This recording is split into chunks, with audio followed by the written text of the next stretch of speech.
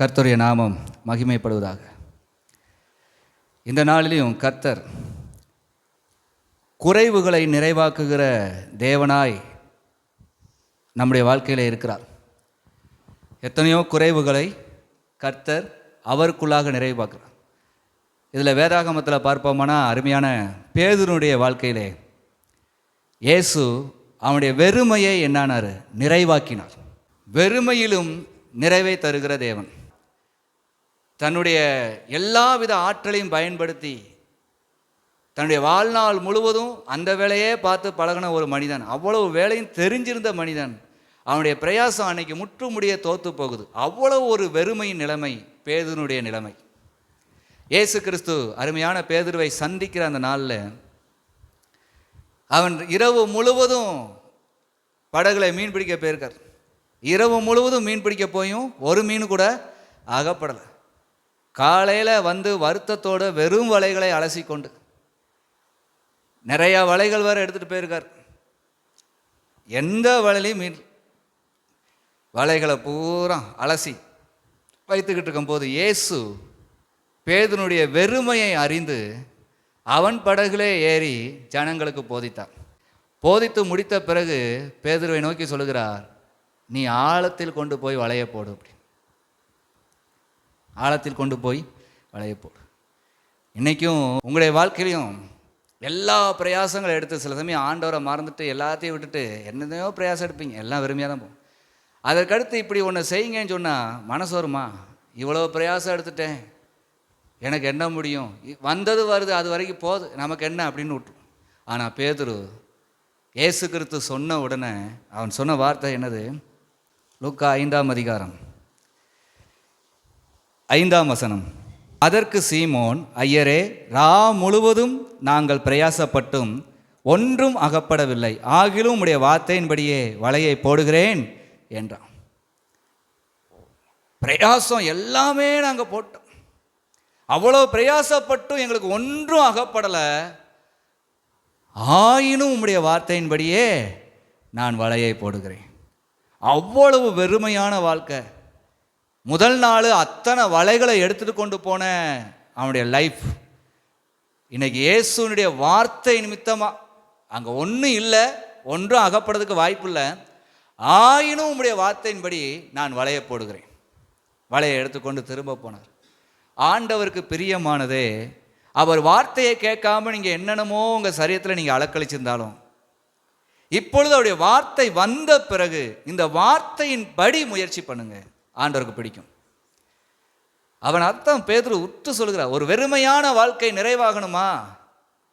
ஆண்டவர் வார்த்தை கொடுத்திருக்கிறார், அந்த வார்த்தையின்படி இனி வாழணுங்கிற ஒரு வைராக்கியம் இருக்குமானால் உங்கள் வெறுமை நிறைவாகும். பேதுரு வாழ்க்கையில் நிறைவானது. அவன் மீண்டும் படகை ஆயத்தப்படுத்தி மீண்டும் அதற்குரிய ஆட்களை கூட்டுக்கொண்டு மீண்டும் அவன் இரவெல்லாம் தூக்கம் இல்லை, கண் விழிப்பு, கயிறுகள் வேற, அது அந்த ஆழத்தில் அந்த தண்ணீருக்குள்ளே போட்ட வலையை இழுக்கணும், கைகள் எல்லாமே அவனுக்கு புண்களாக இருக்கும். எல்லாம் மீறி நான் இப்போ அவர் சொல்லியிருக்காரு நான் போகிறேன். அவர் வார்த்தையின்படியே போகும்போது அலைக்கழிப்பே இல்லைங்க, அலைந்து திரியலைங்க. வலையை போட்டால் கொஞ்ச நேரத்தில் வலை இழுக்குது, மீன்கள் நிறையுது. இந்த உலகத்தில் ஆண்டவரை மறந்துட்டு ஆண்டவரை விட்டுட்டு சுயத்தில் எதை வேணா பண்ணிடலான்னு யார் என்ன சாதிச்சாலுங்க முடிவில் அங்கே வெறுமையாக தான் இருக்கும். ஆண்டோடைய வார்த்தைக்கு இடம் கொடுக்கணும். பேதுருனுடைய வாழ்க்கையில் இயேசு சொன்ன ஒரு வார்த்தைக்கு கீழ்ப்படிஞ்சதுனால அவ்வளவு பெரிய நிறைவை அன்றைக்கு பேதுரு பார்த்தார். அன்றைக்கு தான் ஆண்டவர்கிட்ட தன்னை ஒத்துக்கிறார். நான் பாவியான மனுஷன். எந்த விதத்தில் சொல்லுகிறார் இந்த வார்த்தையை? இங்கே சொல்லியிருப்பார்ல 8ஆம் வசனம். ஆண்டவரே, நான் பாவியான மனுஷன், நீர் என்னை விட்டு போக வேண்டும். இவ்வளவு நிறைவை நீர் உம்முடைய ஒரு வார்த்தையில் வைத்திருப்பீரானா? நீர் எவ்வளவு பெரிய பரிசுத்தர். நீர் என்னிடத்தில் இருக்க நான் தகுதியே இல்லை, நீர் என்னை விட்டு போயிரும். ஆண்டவர் அதுக்காக அவனை கீழ்ப்படிய வச்சாரு.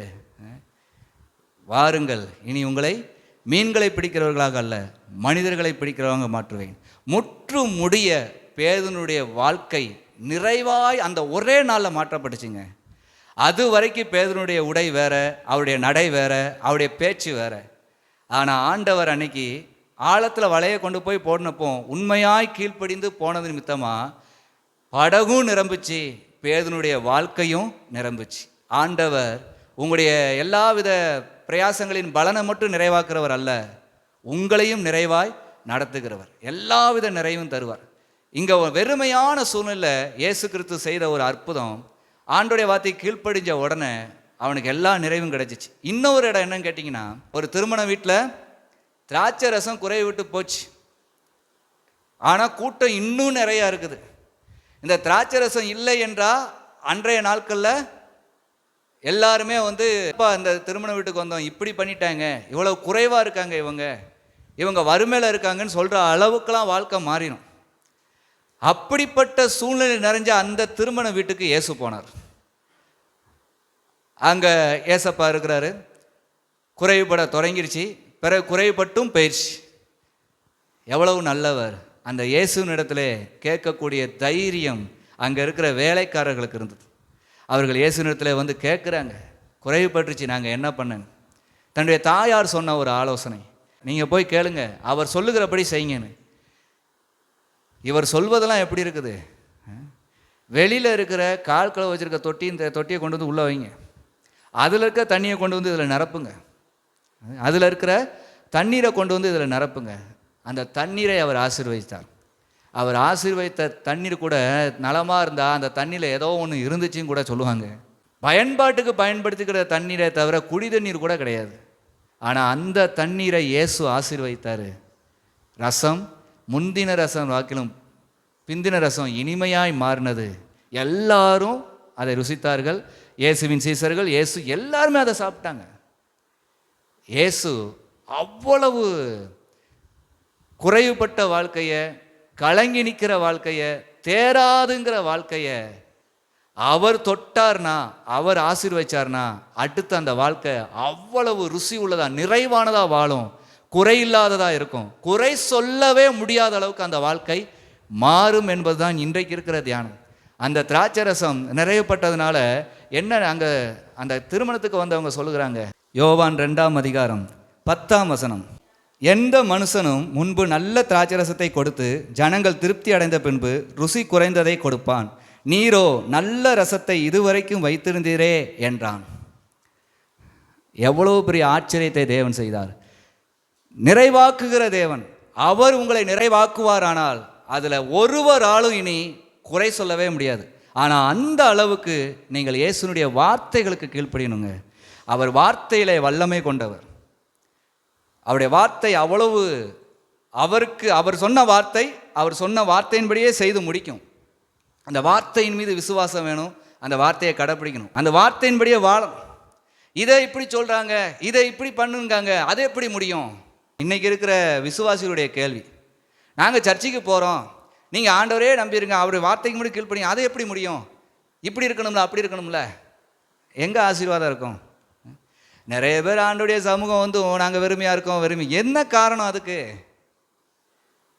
அவரிடத்தில் வருகிறாங்க, அவரை ஆராதிக்கிறாங்க, அவருடைய வார்த்தையை கேட்குறாங்க, கேட்டுட்டு விட்டுருதாங்க.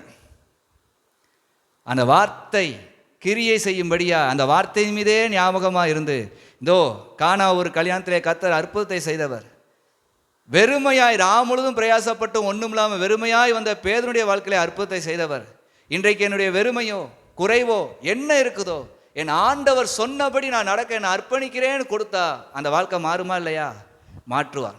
இவர்கள் எல்லாம் மாற்றினவர் இன்று உங்களையும் என்னையும் மாற்றி வைத்திருக்கிறார் கிறிஸ்து. அதான் பார்க்குறோம். அதாவது இவ்வளவு குறைவுகளெல்லாம் நிறைவாக்குகிற கிறிஸ்து மனிதனுடைய ஒவ்வொரு வாழ்க்கையிலையும் அவர்கள் நிறைவாக வேண்டும் என்று விரும்பினதினாலே அந்த சிலுவையை அவர் சகித்தார். வேதவசனம் கொரிந்தியர் எழுதின நிருபத்திலே சொல்லியிருக்கிறது, 1 கொரிந்தியர் 13ஆம் அதிகாரம் 10ஆம் வசனம், நிறைவானது வரும்போது குறைவானது ஒளிந்து போம். இந்த உலகத்தில் ஒரு காலத்தில் தேவனற்றவர்களாக இருந்த நாமும் கூட அறிவிலே எல்லாவற்றையும் சாதிக்கலான்னு என்ன நினச்சாலும் அந்த அறிவெல்லாம் குறைஞ்சி போச்சுங்க. ஆனால் இயேசு கிறிஸ்து நம்முடைய வாழ்க்கையில் வந்ததுனால எல்லாம் நிறைவாச்சு. இங்கே அதே தான் சொல்லப்பட்டிருக்கு. 13ஆம் வசனத்தில் 9ஆம் வசனத்தை படிங்க. நம்முடைய அறிவு குறை உள்ளது, நமக்கு தெரியாதது, நம்ம இதுவரைக்கும் அறியாத ஒரு ரகசியம் இயேசு நம்முடைய ஒவ்வொரு வாழ்க்கையும் நிறைவாக்குகிறவர் என்பது நமக்கு தெரியாத ஒரு காலம் இருந்துச்சு. ஆனால் இயேசு வாழ்க்கையில் வந்தார். இன்றைக்கு குறைவான வாழ்க்கை நிறைவாய் நிற்கிறது. அது இயேசுவாலே நிற்கிறது. லேலுயா. ஆமாம், நமக்கு இந்த உலகத்தில் எப்படி அறிவாக வாழணும், எப்படி இருக்கணும் எதுவுமே தெரியாது. ஆனால் இயேசு நமக்கு எல்லாவற்றையும் பரிசுத்த வேதாகமத்தின் வழியாக கற்றுக் கொடுத்தார். அதன் வழியாக இன்றைக்கு நிறைவாக இருக்கிறீங்க. நிச்சயமாகவே இருக்கிறீங்களா? இன்னும் நிறைவுபட ஆண்டவர்கிட்ட ஒப்பு கொடுங்க. நிறைவானவர் இயேசு தான். அவருடைய வார்த்தையிலே அவ்வளவு நிறைவு இருந்ததானால் அவர் நமக்காகத்தான் அந்த சிலுவையை சுமந்தார். புற ஜாதிகளுடைய ரட்சிப்பை விரும்பினார். பிதாவாகிய தேவன் அந்த ரட்சிப்பை விரும்பினதுனாலே கிறிஸ்து நமக்கான ஆக்கினை அந்த சிலுவையிலே அடைந்தார். அவர் சிலுவையிலே எல்லாவற்றையும் நிறைவேற்றினார். அதனுடைய அர்த்தம் என்னவென்றால், உலகத்தில் எந்த மூலையில் எங்கு வாழ்கிற மனுக்குலமும் இயேசு கிறிஸ்துவனுடைய சிலுவை பாடுகளை தியானித்து இயேசுவை நோக்கி வேண்டிக் கொள்ளும் போது அவருடைய வாழ்க்கை எப்படிப்பட்ட குறைவுல இருந்தாலும் அதை நிறைவாக்குகிறவராய் அவர் இருக்கிறார். ஏனென்றால் எல்லாவற்றையும் அவர் நிறைவேற்றி முடித்தார். நியாயப்பிரமாணத்தின் மீறுதல்கள் எல்லாவற்றையும் சரி பண்ணி நியாயப்பிரமாணத்தின் நிறைவேறுதலாய் மாறினார் இயேசு கிறிஸ்து. மோசே, ஆரோன் இவர்களால் செய்ய முடியாததை மோசேயை விட பெரியவர், ஆரோனை விட பெரியவர், சாலமோனை விட பெரியவர், தேவாலயத்தை விட பெரியவர் இயேசு கிறிஸ்து செய்து முடித்தார். அல்லேலூயா. நம்முடைய குறைவுகள் எல்லாம் எதுல நிறைவாகுதுங்கிறத எங்க வசனமே சொல்லுது பாருங்களேன். பிலிப்பியர் 4:19 என் தேவன் தம்முடைய ஐஸ்வர்யத்தின்படி உங்கள் குறைவை எல்லாம் கிறிஸ்து இயேசுவுக்குள் மகிமையிலே நிறைவாக்குவார். என்ன குறைகள் இப்பொழுதும் உங்க வாழ்க்கையில என்னெல்லாம் குறைகள் இருக்கோ, வருமான குறைவா, ஞானத்தின் குறைவு, வேதவசனம் சொல்லுகிறது யாக்கோபு 1 எவன் ஞானத்தில் குறைவுள்ளவனா இருக்கிறானோ அவன் சம்பூர்ணமாய் கொடுக்கிறவரும் ஒருவரையும் கடிந்து கொள்ளாதவருடைய தேவனத்தில் கேட்க கடவன் என்று எழுதியிருக்கு. ஞானம், அறிவு, விவேகம், அன்பு, ஐக்கியம், சாந்தம், உலகத்தின் செல்வங்கள், வியாதியிலிருந்து விடுதலை, இன்னும் எத்தனை குறைகள் இருந்தாலும் எல்லாவற்றையும் கிறிஸ்து இயேசுவுக்குள் தேவன் எப்படி வச்சிருக்கிறாரு? நிறைவாய் வைத்திருக்கிறார். அப்போ அந்த இயேசு கிறிஸ்துவை நோக்கி பார்க்க இயேசு கிறிஸ்துவனுடைய வார்த்தைகளை தியானிக்க ஒரு மனிதனுடைய குறைவான வாழ்க்கை முழுவதும் நிறைவாய் மாறுகிறது. அல்லேலூயா. ஆகவேதான் சிலுவை தியானம் மிக மிக அவசியம். கர்த்தராகிய இயேசு கிறிஸ்து எல்லாவற்றையும் அந்த சிலுவையிலே செய்து முடித்தார். அவருடைய கைகளிலும் கால்களிலும் ஆணிகள் அடிக்கப்பட்டதும், அவர் விழாவிலே குத்தப்பட்டதும், அவர் சிரசிலே முள்முடி சூடப்பட்டதும், மனிதர்கள் தங்களுடைய கைகளினாலும் கால்களினாலும் மீறி செய்கிற தவறு, அவருடைய இருதயத்தின் எண்ணங்கள் தேவனற்றதாக இருக்கிறது, அவங்களுடைய சிரசின் சிந்தனைகள் எத்தனையோ ஆகாததாக இருக்கிறது. இயேசு கிறிஸ்து மனிதன் சிந்தித்த அவ்வளவு குறைவான எண்ணங்களுக்கும் இயேசு பலியானதினாலே, அத்தனை ஆக்கினை அவர் ஏற்றுக்கொண்டதினாலே மனிதர்களை நிறைவாக்கினார். அவர் மரித்து 3ஆம் நாள் உயிரோடு எழுந்து வந்தார் என்று விசுவாசிக்கிறவர்களுக்கு எந்த வாழ்க்கை எவ்வளவு குறைவாக இருந்தாலும் அவருடைய வாழ்க்கை நிறைவாக மாறிவிடுகிறது. ஏன்? இவருடைய குறைகளை எல்லாம் கிறிஸ்து சிலுவையிலே சகித்து விட்டார். சிலுவையிலே அந்த குறைவுகளெல்லாம் நீக்கி விட்டார். கர்த்தராகிய இயேசு கிறிஸ்துவின் பாடுகளை சிந்திக்கிற எல்லாருடைய வாழ்க்கையும் நிறைவானதான். ஏன்? அந்த பாடுகள் யாருக்காக? அருமையான ஒரு பாடல் உண்டு.